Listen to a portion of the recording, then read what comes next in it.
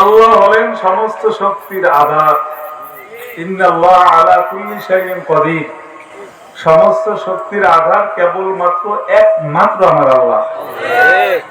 এটা বিশ্বাস করতে হবে। কিন্তু আমরা সৃষ্টিগতভাবে আমরা যদি সুস্থ থাকি আল্লাহ পাককে স্মরণ করি না, বিপদে পড়লে আল্লাহ ছাড়া কোনো গতি নাই, তখন খালি আল্লাহ আল্লাহ। আবার বিপদটা একটু বেশি গেলাই তখন আল্লাহ বাদ দিয়ে আবার ঘরে মারে ভাই ওরে বেলায় ওরে ডাই আসে নাই।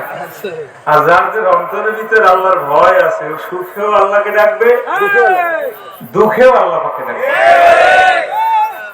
খাইয়ে থাকলেও আল্লাহকে ডাকবে, না খাইয়ে থাকলেও আল্লাহকে ডাকবে। এই হলো মুমিনের খাসলাত।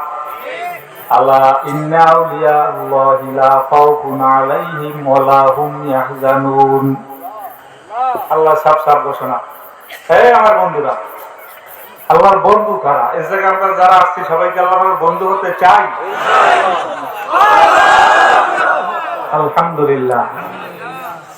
আল্লাহর বন্ধু হইতে হইলে ঈমানটা হতে হবে ভেজাল মুক্ত, ভেজাল যুক্ত না, ভেজাল মুক্ত। ভেজাল মুক্ত যদি ঈমানদার হওয়া যায়, আমলেও যদি ভেজাল মুক্ত আমলটা করা যায়, তাহলে আল্লাহ রাসূল বলেন আখলিস দীনাকা ইয়াকফিকাল আমালুল কলিল।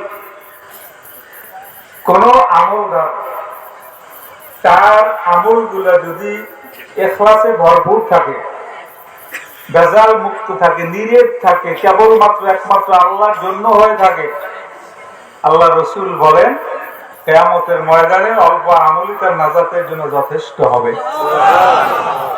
অল্প আমল বলতে হবে ৫ ওয়াক্ত জায়গায় আবার ৩ ওয়াক্ত করেন না, ঠিক আছে? ফরজ ওয়াজিবগুলো ঠিক থাকবে।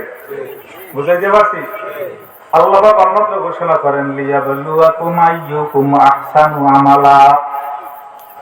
আল্লাহ দেখতে চান কার আমলটা কত সুন্দর, কার আমলটা কত ভালো, কার আমলটা কত বেশি, এইটা আল্লাহ দেখতে চান না। কারণ আল্লাহ পাক বলছেন লিয়াবলুয়াকুম আইয়ুকুম আহসানু আমালা। আইয়ুকুম আহসানু আমালা আল্লাহ বলে নাই। তাহলে আমলটা হতে হবে ভালো, আমলটা খারাপ হইলে চলবে না। আমলটা ভালো বানাইতে হলে আল্লাহর রাসূলের সুন্নাত তরিকা ছাড়া বিকল্প কোনো রাস্তা নাই। ঠিক আছে? বর্তমানে কি লাগে না? সুন্নাত। অনেক আলেম ওলামারা সুন্নাত ছাইড়া দিয়েছে, জোরে কান নাউজুবিল্লাহ। যেই লোক নফল পড়ে ও সুন্নাত ছাড়তে পারে না। ভুল কইছি? যেই লোকের ভিতরে নফল নাই ওই আল্লাহর বান্দা সুন্নাত ছাড়তে ভয় করে না।